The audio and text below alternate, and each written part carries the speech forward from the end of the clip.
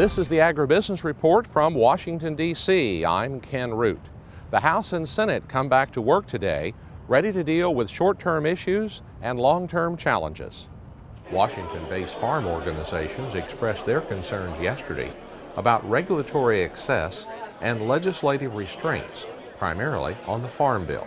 There's just so many issues of importance to co-ops and our farmer members in that Farm Bill, and we're anxious to see Congress get into this debate and get this done in order to provide some stability in the future for our producers. Here in a money-strapped Congress, traditional spending has no guarantee it will be included in the 5-year Farm Bill that will be written in 2012.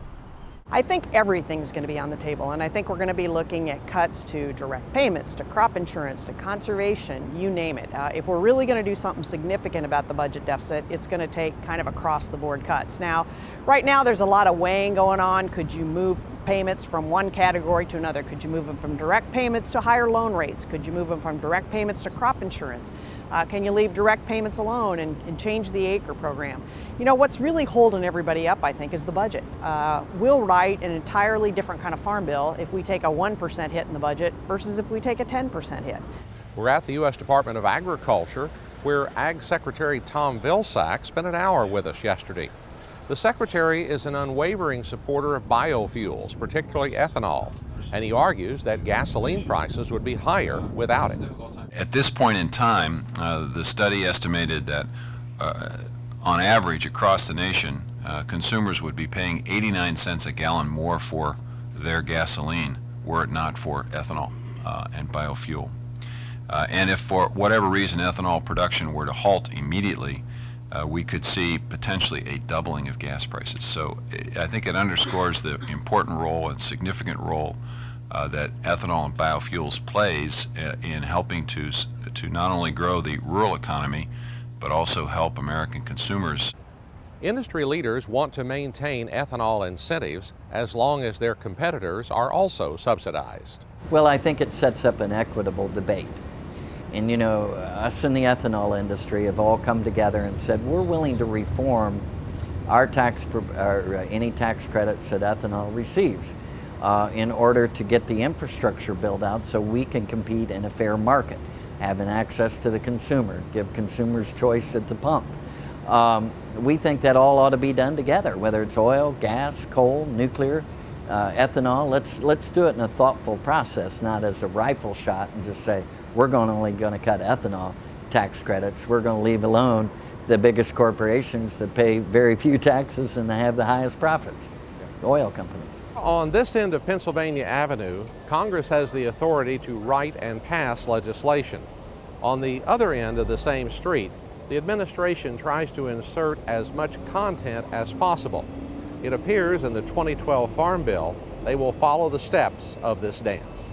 Republican Larry Combest of Texas chaired the House Ag Committee during the writing of the 2002 Farm Bill. People ask me if I miss what I'm doing, and I said no, I left on my own accord. I still get to see my friends from occasionally. I still get to be involved in policies and issues that I am passionate about, and I don't have to put up with all that crap. Democrat Dan Glickman of Kansas was Secretary of Agriculture during the Clinton administration and the writing of the 1996 farm legislation. By the way, yeah, there were some budget battles in, but they are insignificant compared to the battles we have now. Remember, we largely were in surplus, or we were close to surplus in 1997, 1998, and 1999. You know, we didn't have $1 trillion worth of debt. Now they are giving bipartisan advice to current Ag Committee members. The thing that always protects agriculture is still there, and that's something called the United States Senate.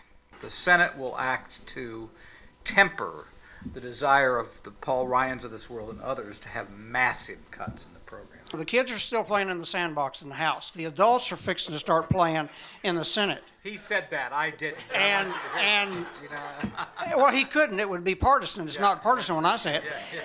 Only one action is sacred to Congress. The administration cannot write the initial bill. Because what will happen is it will be the first trial balloon that's thrown up in the air. It will be shot down. May have 99% of it may be wonderful, but there'll be 1% that won't be, and that's be where everybody goes. Congress does not like to be told what they're supposed to do. They want to write it. I think they need to be participants in it and players in it, and I think they need to be there, to consult with and deal with and to talk to, and how's this going to affect. But I think it is a politically unwise move for an administration to write a farm bill. There are two major factors going into this legislation: money and attention. And it well could be that in the attempt to write it in 2012, Congress will move into pre-election mode and not be able to do anything other than pass a one-year extension when they can seriously debate it in 2013. For the AgriBusiness Report from Washington, D.C., I'm Ken Root.